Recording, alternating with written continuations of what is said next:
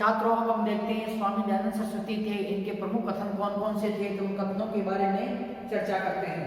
छात्रों जो कथन स्वामी दयानंद सरस्वती जी के प्रमुख कथन थे, कथन कौन कौन से थे तो उनके बारे में चर्चा करते हैं। वेदों की तरफ लौट चलो,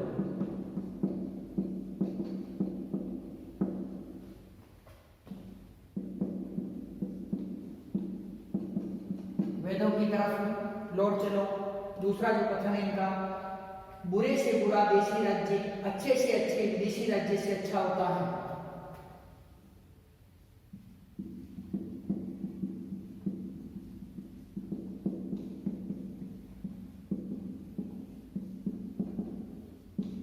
बुरे से बुरा विदेशी राज्य अच्छे से अच्छे विदेशी राज्य से अच्छा होता है।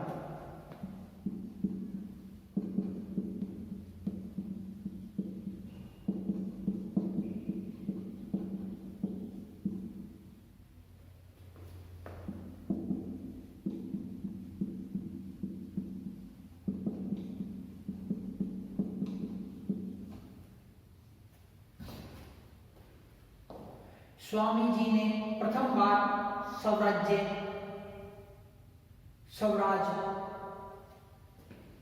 स्वामी जी ने प्रथम बार स्वराज्य, स्वामी जी ने प्रथम बार स्वराज्य, स्वभाषा, स्वधर्म, स्वभाषा, स्वधर्म, स्वामी जी ने प्रथम बार स्वराज्य, स्वभाषा, स्वधर्म, स्वदेश का नारा दिया। स्वदेश का नारा दिया, का नारा दिया। हिंदी को राष्ट्रभाषा बनाने का समर्थन किया। हिंदी को राष्ट्रभाषा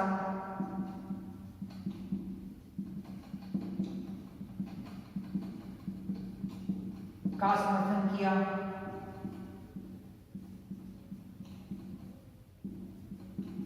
छात्रों स्वामी जी ने जो स्वामी जी के नारा था अर्थात उनके कथन थे वो इस प्रकार से थे, वेदों की ओर लौट चलो। स्वामी जी ने क्या कहा, वेदों की ओर लौट चलो। जो भारत में अंग्रेजों द्वारा पाश्चात्य संस्कृति का प्रचार प्रसार किया जा रहा था, जिसके कारण भारत के जो निवासी थे ये पाश्चात्य संस्कृति की तरफ बढ़ने लगे, उसकी तरफ अग्रसर होने लगे। तब ऐसी स्थिति के अंदर स्वामी जी ने कहा वेदों की ओर तरफ लौट चलो, अर्थात जो हमारी भारतीय संस्कृति है उसकी तरफ उन्हें लौटो। बुरी और उन्होंने कहा, स्वामी दयानंद सरस्वती जी ने क्या कहा, बुरे से बुरा विदेशी राज्य अच्छे से अच्छे विदेशी राज्य से अच्छा होता है। मतलब जो बुरे से बुरा, जो उन्होंने कहा छात्रों, बुरे से बुरा देशी राज्य, देशी राज्य, उन्होंने क्या कहा, बुरे से बुरा जो देशी राज्य होता है, बुरे से बुरा देशी राज्य अच्छे से अच्छे विदेशी राज्य से अच्छा होता है। मतलब कितना भी बुरा हो जो देश, परंतु कितना भी बुरा हो देशी राज्य, परंतु वो जो प्रजा की विकास के लिए कार्य करेगा। परंतु जो विदेशी राज्य है वो कितना भी अच्छा हो, परंतु वो क्या करेगा कि सारा धन बटोर के और कहाँ ले जाएगा, वो अपने देश के अंदर ले जाएगा। मतलब विदेशी राज्य है वो कभी भी जो हमारे देश का नहीं हुआ है ना हो सकता है। और जो स्वदेशी राज्य है वो कितना भी, जो देशी राज्य है वो कितना भी बुरा हो तो भी वो क्या करेगा कि हमारे लिए अच्छा है और हमारे देश के विकास के लिए सोचेगा। तो छात्रों उन्होंने कहा बुरे से बुरा देशी राज्य अच्छे से अच्छे विदेशी राज्य से अच्छा होता है। स्वामी दयानंद सरस्वती ने प्रथम बार स्वराज्य, स्वभाषा, स्वधर्म, स्वदेश का नारा दिया। इनसे पहले आज तक ऐसा नारा किसी ने भी नहीं दिया। प्रथम बार इन्होंने कहा, प्रथम बार स्वराज्य का नारा, स्वभाषा का नारा, स्वधर्म का, स्वदेश का नारा इन्होंने दिया। हिंदी को राष्ट्रभाषा बनाने का समर्थन किया। तो इन्होंने कहा कि हिंदी है तो हिंदी को राष्ट्रभाषा बनाया जाना चाहिए। तो हिंदी को राष्ट्रभाषा बनाने का समर्थन भी स्वामी जो दयानंद सरस्वती जी ने किया। छात्रों अंतिम समय, जो स्वामी दयानंद सरस्वती जी का जो अंतिम समय था उसके बारे में चर्चा करते हैं। तो अंतिम समय उनका कहाँ पर व्यतीत हुआ छात्रों, तो अंतिम समय, अंतिम समय किसका? स्वामी दयानंद सरस्वती जी का जो अंतिम समय है उसके बारे में देखते हैं कि अंतिम समय इनका राजस्थान में व्यतीत किया। स्वामी दयानंद सरस्वती ने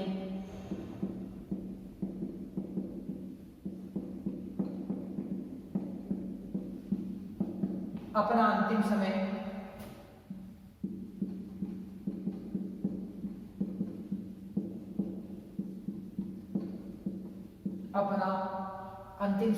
राजस्थान में व्यतीत किया।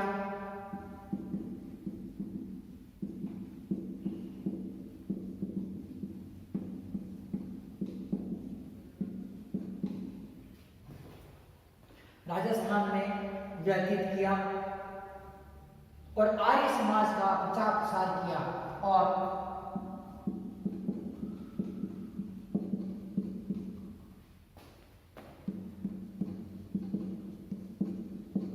आर्य समाज का प्रचार प्रसार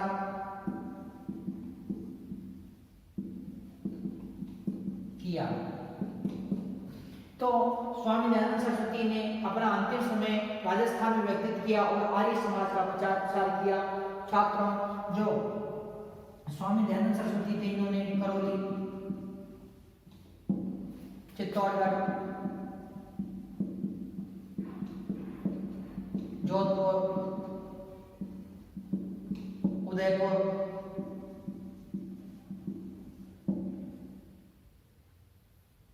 अजमेर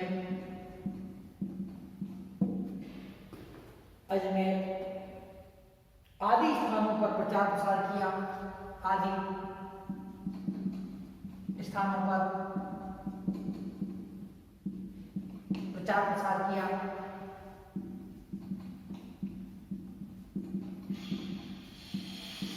आदि स्थानों पर प्रचार प्रसार किया।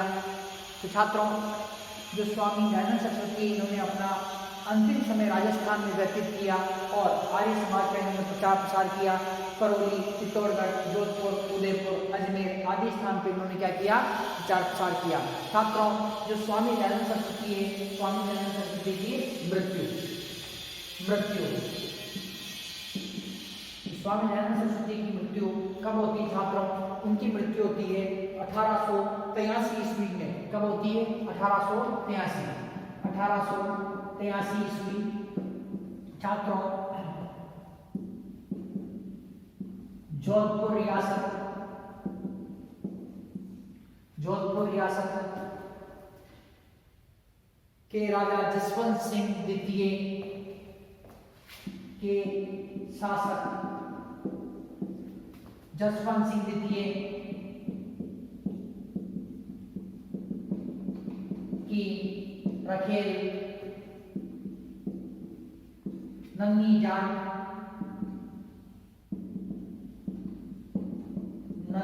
भगतन ने स्वामी दयानंद सरस्वती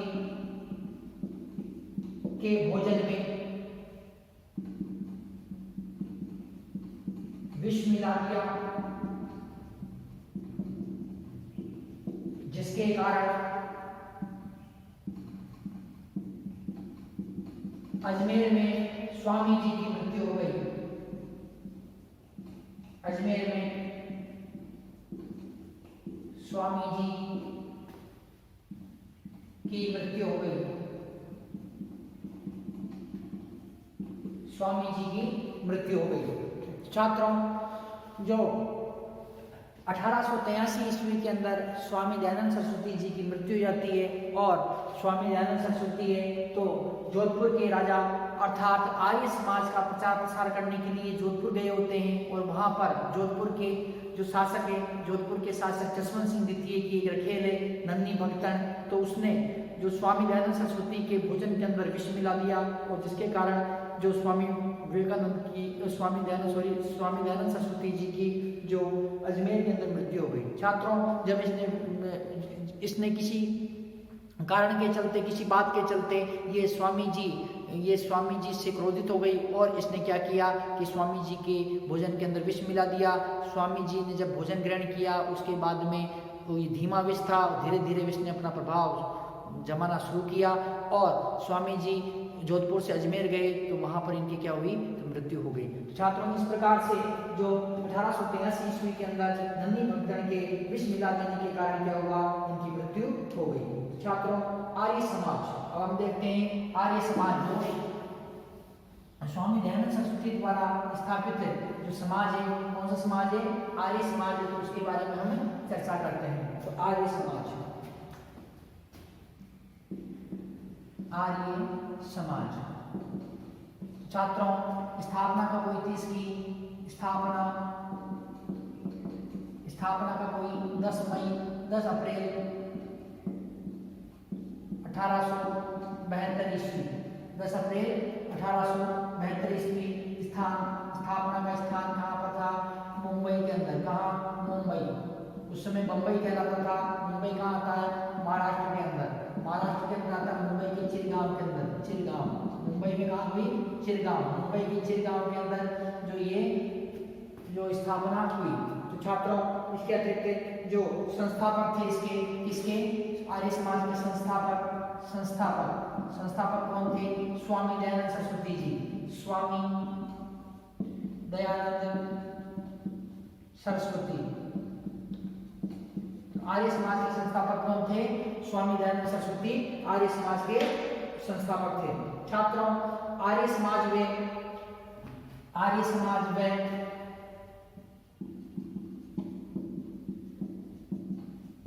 वह स्वामी दयानंद सरस्वती ने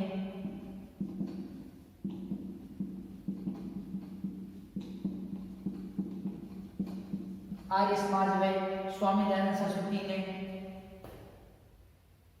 बहुदेववाद, स्वामी दयानंद सरस्वती ने बहुदेववाद,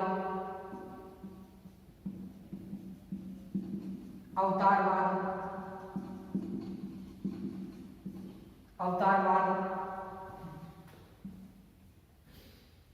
मूर्ति पूजा,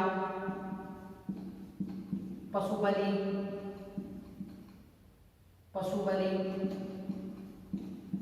धार्मिक कर्मकांड, पशु बलि, पाखंड,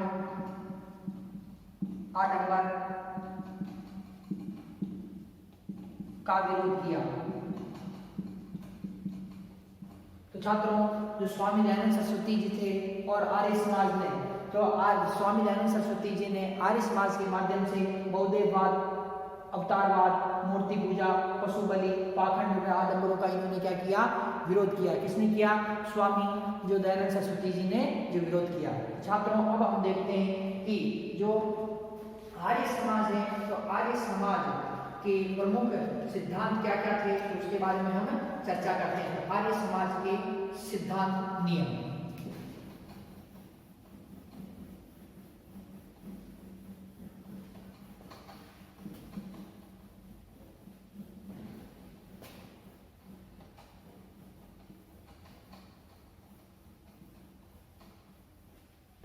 आर्य समाज के सिद्धांत, नियम।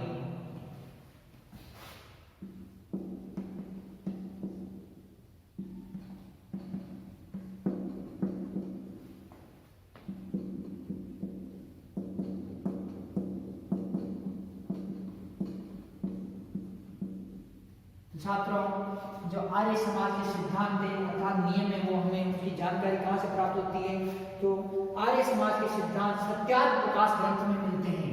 कौन से ग्रंथ में मिलते हैं, सत्यार्थ प्रकाश। स्वामी दयानंद सरस्वती द्वारा जो लिखा गया ग्रंथ है आर्य समाज के सिद्धांत, आर्य समाज के सिद्धांत सत्यार्थ प्रकाश नामक ग्रंथ में, सत्यार्थ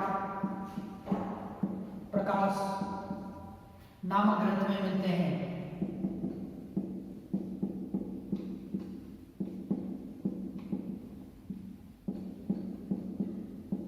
आर्य समाज के सिद्धांत सत्यार्थ प्रकाश नामक ग्रंथ में मिलते हैं। ईश्वर एक है तथा निराकार है। अब कौन कौन से सिद्धांत उसके, ईश्वर एक है, ईश्वर एक है तथा निराकार है, तथा निराकार है, ईश्वर एक है तथा निराकार है, वह सर्वशक्तिमान, न्यायकारी, दयालु, वह सर्वशक्तिमान, न्यायकारी,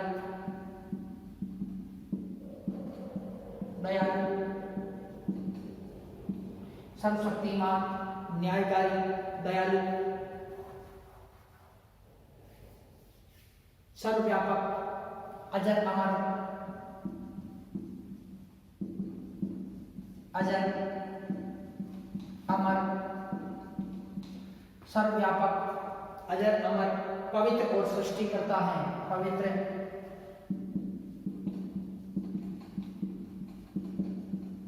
और सृष्टि करता है,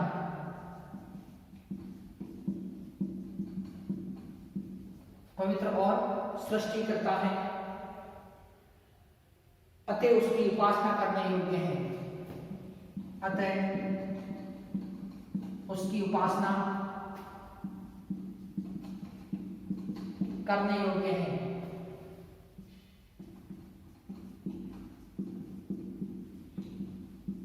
करने योग्य है। छात्रों, वेद ही सच्चे ज्ञान के स्रोत है, वेद ही सच्चे ज्ञान के स्रोत हैं,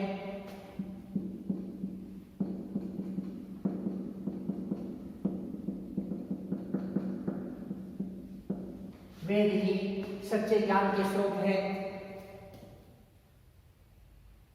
अतः वेद पढ़ना पढ़ाना, सुनना सुनाना सब आर्यों का धर्म है, अतः वेद पढ़ना पढ़ाना, सुनना सुनाना सब आर्यों का धर्म है,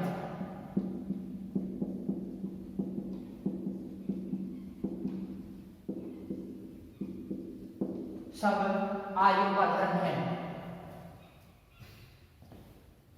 प्रत्येक व्यक्ति को सदा सत्य ग्रहण करने, प्रत्येक व्यक्ति को, अभी एक्सप्लेन करेंगे छात्रों सभी को, प्रत्येक व्यक्ति को सदा सत्य ग्रहण, सदा सत्य ग्रहण करने और असत्य को छोड़ने के लिए तैयार रहना चाहिए, सदा सत्य ग्रहण करने और असत्य को छोड़ने के लिए सदैव तैयार रहना चाहिए।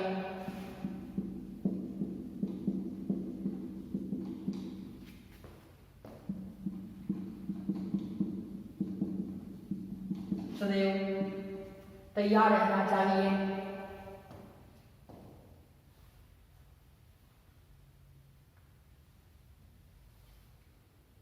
सब कार्य धर्मानुसार और सत्य व असत्य पर विचार करके, सब कार्य धर्मानुसार और सत्य असत्य का विचार करके, सत्य असत्य का विचार करके करना चाहिए, करना चाहिए। तो सब कार्य धर्मानुसार और सत्य सत्य का विचार करके करना चाहिए। तो छात्रों, जो आर्य समाज के जो सिद्धांत थे हमें कहाँ से प्राप्त होते हैं? आर्य समाज के सिद्धांत हमें सत्यार्थ प्रकाश नामक जो ग्रंथ है, सत्यार्थ प्रकाश नामक ग्रंथ से हमें प्राप्त होते हैं। तो सत्यार्थ प्रकाश नामक ग्रंथ है 1874 ईस्वी के अंदर कब लिखा गया था? ये 1874 ईस्वी के अंदर लिखा गया था स्वामी दयानंद सरस्वती द्वारा इस ग्रंथ की जो रचना की गई थी। तो इस ग्रंथ में हमें जो आर्य समाज के सिद्धांतों के बारे में हमें जो पता चलता है, तो ईश्वर एक है तथा ये क्या बताता है? तो आर्य समाज के सिद्धांत के अंदर क्या क्या बताया गया है? ईश्वर एक है तथा निराकार है। अर्थात ईश्वर एक है और ये निराकार है, इसका कोई भी आकार नहीं है। सर्वशक्तिमान भी ईश्वर है, न्यायकारी, दयालु, सर्वव्यापक, अजर, अमर, पवित्र और सृष्टिकर्ता है, अतः इसकी उपासना करने योग्य है। तो छात्रों इस प्रकार से जो आर्य समाज है, तो आर्य समाज के सिद्धांत इसमें बताए गए हैं। छात्रों इसके अतिरिक्त छात्रों हम देखते हैं कि जो आर्य समाज है, तो आर्य समाज के अंतर्गत जो अगला जो सिद्धांत है वो है वेद ही सच्चे ज्ञान के स्रोत है, अतः वेद पढ़ाना, सुनाना सब आर्यों का धर्म है। तो वेद क्या है? वेद ही सच्चे ज्ञान के स्रोत है, अतः वेद पढ़ाना, सुनाना सब आर्यों का धर्म है। तो प्रत्येक व्यक्ति को सदा सत्य ग्रहण करने और असत्य को छोड़ने के लिए सदैव तैयार रहना चाहिए। तो प्रत्येक व्यक्ति है उसे क्या करना चाहिए छात्रों? कि सदा सत्य ग्रहण करने और असत्य को छोड़ने के लिए तैयार रहना चाहिए।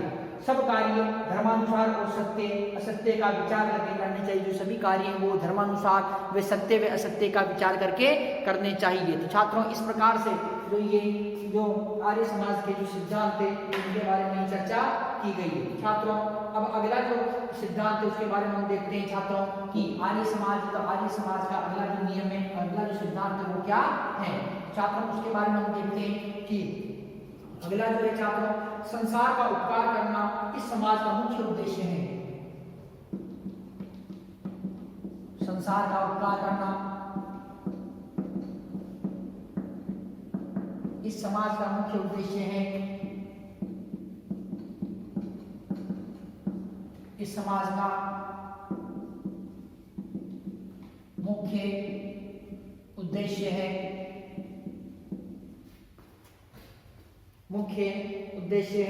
अर्थात सबकी शारीरिक, आत्मिक और सामाजिक उन्नति करना उद्देश्य है। अर्थात सबकी शारीरिक, मानसिक या शारीरिक, आध्यात्मिक,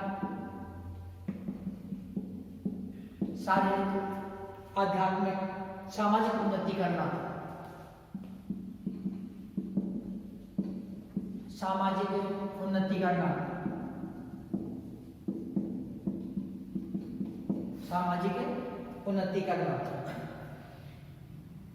प्रत्येक को अपनी ही उन्नति से संतुष्ट न रहना चाहिए। प्रत्येक को केवल अपनी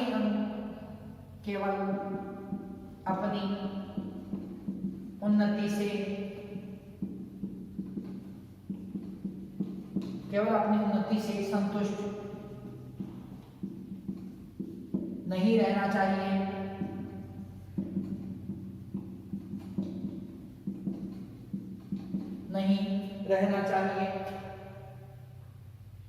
सबकी उन्नति में ही अपनी उन्नति समझनी चाहिए। सबकी उन्नति में ही अपनी उन्नति समझनी चाहिए।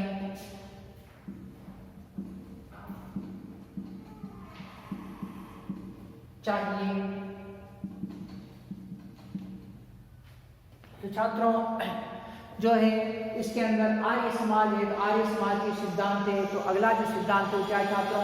संसार का उपकार करना इस समाज का मुख्य उद्देश्य है। संसार का जो उपकार करना है तो इस समाज का मुख्य उद्देश्य है। अर्थात सबकी शारीरिक, आध्यात्मिक, सामाजिक उन्नति करना। सबकी शारीरिक, आध्यात्मिक व सामाजिक उन्नति करना, ये संसार का उपकार करना इस समाज का मुख्य उद्देश्य। ये हमारा समाज है, इस समाज का उद्देश्य क्या है कि जो आर्य समाज का उद्देश्य जो बताया गया है, इसके अंदर क्या बताया गया कि सबकी शारीरिक, आध्यात्मिक, सामाजिक उन्नति करना है। छात्रों प्रत्येक को केवल अपनी उन्नति से संतुष्ट नहीं रहना चाहिए। आर्य समाज क्या कहता है कि प्रत्येक व्यक्ति को केवल अपनी ही उन्नति से संतुष्ट नहीं होना चाहिए, बल्कि सबकी उन्नति में अपनी उन्नति समझनी चाहिए। छात्रों समस्त ज्ञान का निमित्तीकरण और उसके माध्यम से समस्त बोध ईश्वर है। तो छात्रों अगला जो सिद्धांत है उसके बारे में देखते हैं हम कि आर्य समाज का अगला जो नियम है, सिद्धांत क्या है। तो छात्रों समस्त ज्ञान का निमित्तीकरण और उसके माध्यम से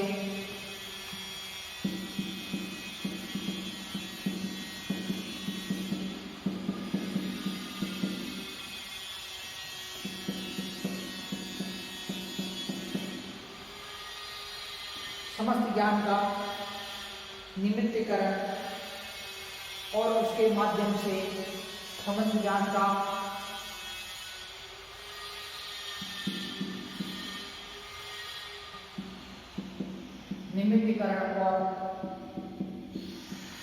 निमित्तीकरण और उसके माध्यम से समस्त बोध ईश्वर है।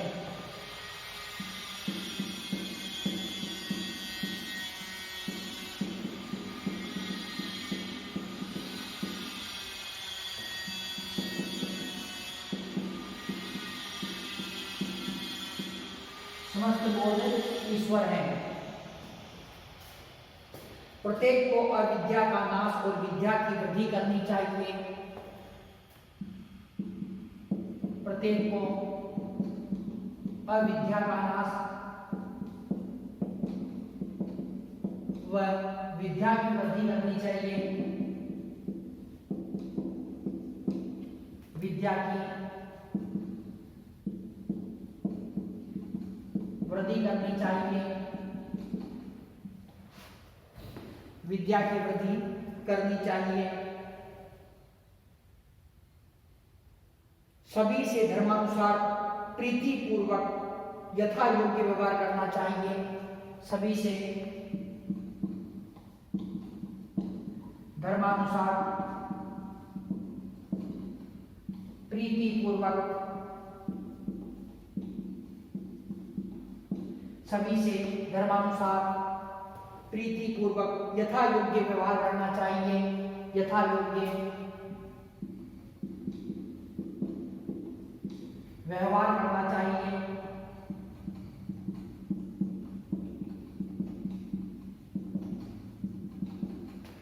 छात्रों, तो आर्य समाज के सिद्धांत है, उसके अंतर्गत संसार का उपकार करना इस समाज का मुख्य उद्देश्य है। अर्थात सबकी शारीरिक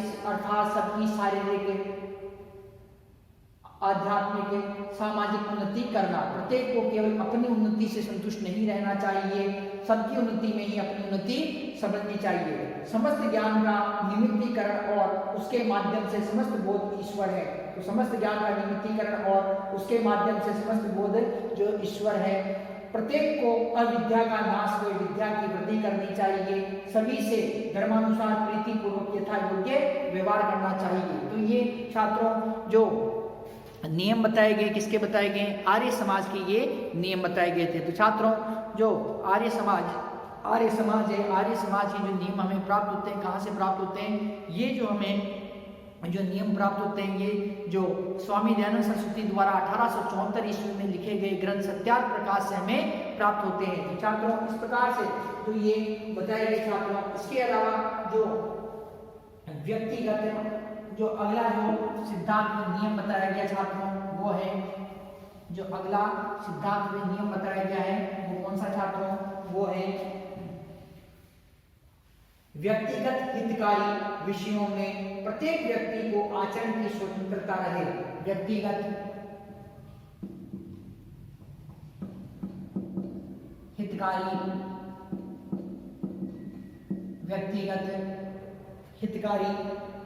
विषयों में प्रत्येक व्यक्ति को आचरण की स्वतंत्रता रहे। व्यक्तिगत हितकारी विषयों में प्रत्येक व्यक्ति को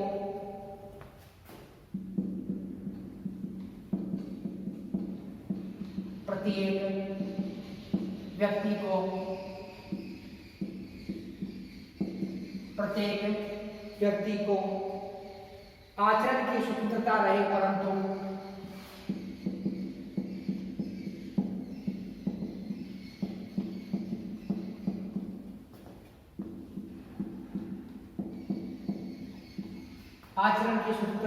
परंतु सामाजिक भलाई से संबंधित विषयों में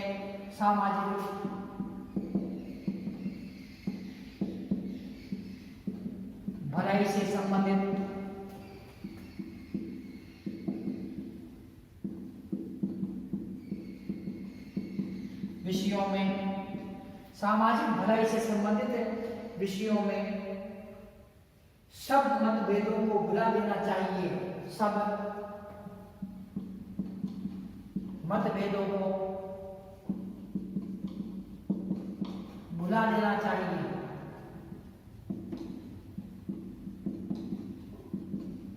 भुला देना चाहिए। तो छात्रों, तो ये जो आर्य समाज का सिद्धांत है, इस सिद्धांत के अंतर्गत व्यक्तिगत हितकारी विषयों में प्रत्येक व्यक्ति को आचरण की स्वतंत्रता रहे, परंतु सामाजिक भलाई से संबंधित विषयों में सब मतभेदों को भुला देना चाहिए। तो क्या कहता है कि आर्य समाज की व्यक्तिगत हितकारी विषयों में जो व्यक्तिगत हितकारी है, प्रत्येक जो व्यक्ति से संबंधित जो विषय है उसके अंतर्गत क्या है कि व्यक्ति को आचरण की स्वतंत्रता होनी चाहिए, परंतु जो सामाजिक विषय जाते हैं, सामाजिक जो भलाई से संबंधित विषय जाते हैं, उन सभी विषयों में सब मतभेदों को भुला देना चाहिए और उसके भुलाकर और एक साथ में जो समाज का विकास करना चाहिए। तो छात्रों, व्यक्तिगत हितकारी विषयों में प्रत्येक व्यक्ति को आचरण की स्वतंत्रता रहे, परंतु सामाजिक भलाई से संबंधित विषयों में सब मतभेदों को भुला देना चाहिए। तो छात्रों, तो इस प्रकार से जो ये आर्य समाज के सिद्धांत थे और ये सिद्धांत हमें कहाँ मिलते हैं? ये सिद्धांत हमें मिलते हैं स्वामी दयानंद सरस्वती जी द्वारा, जो 1874 ईस्वी के अंदर सत्यार्थ प्रकाश नामक ग्रंथ की रचना की गई। उस ग्रंथ के अंदर जो हमें आर्य समाज के सिद्धांत में नियमों का जो उसमें उल्लेख किया गया है और ये सत्यार्थ प्रकाश ग्रंथ के अंदर ये जो नियम बताए गए हैं। छात्रों, तो अब हम देखते हैं कि आर्य समाज वे स्वामी दयानंद सरस्वती जी ने जो सामाजिक सुधार के बारे में, धार्मिक सुधार के बारे में, जो शैक्षिक सुधार के बारे में जो विचार प्रकट किए हैं वो किस प्रकार से हैं, तो उनके बारे में हम जो अब चर्चा करते हैं।